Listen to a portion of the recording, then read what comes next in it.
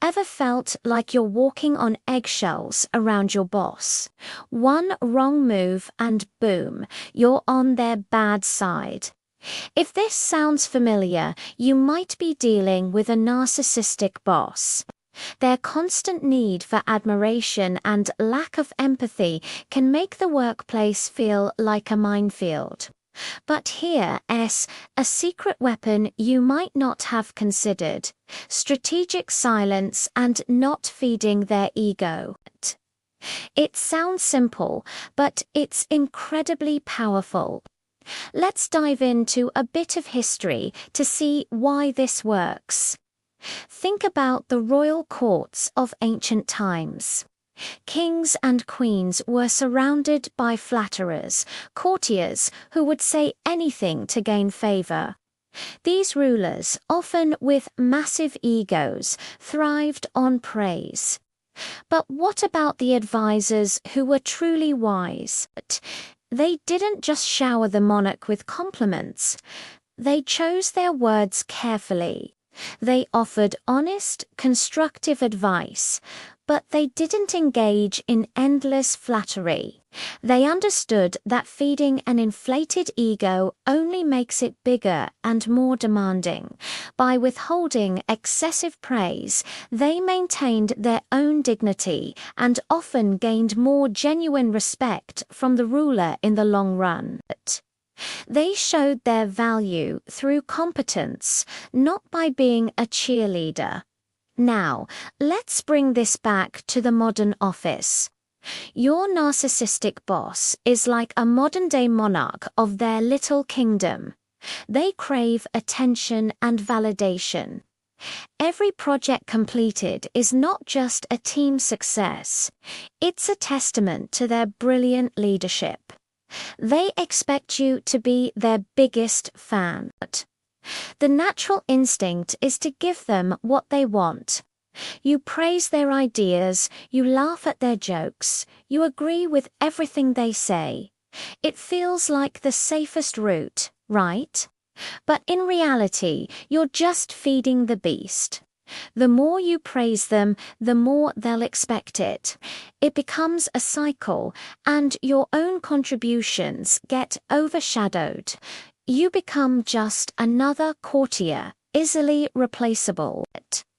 So, how do you break this cycle without getting fired? It's not about being rude or insubordinate. It's about being strategic. First, stop the excessive praise. When your boss does something you genuinely admire, a simple, sincere, "that was a great presentation" is enough. Don't go over the top with your "a genius." That was the best presentation I've ever seen. The difference is subtle but crucial. One is professional respect. The other is ego stroking. Next, focus on facts and data. Narcissistic bosses often operate on feelings and impressions. When you present your work, ground it in objective reality. Instead of saying, "I think you'll love this idea," try "based on our Q3 data." This new approach could increase efficiency by 15%.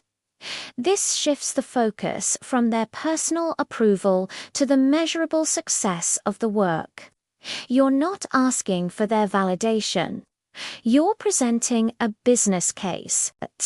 This makes it harder for them to dismiss your contributions and forces them to engage with the substance of your work, not just how it makes them feel.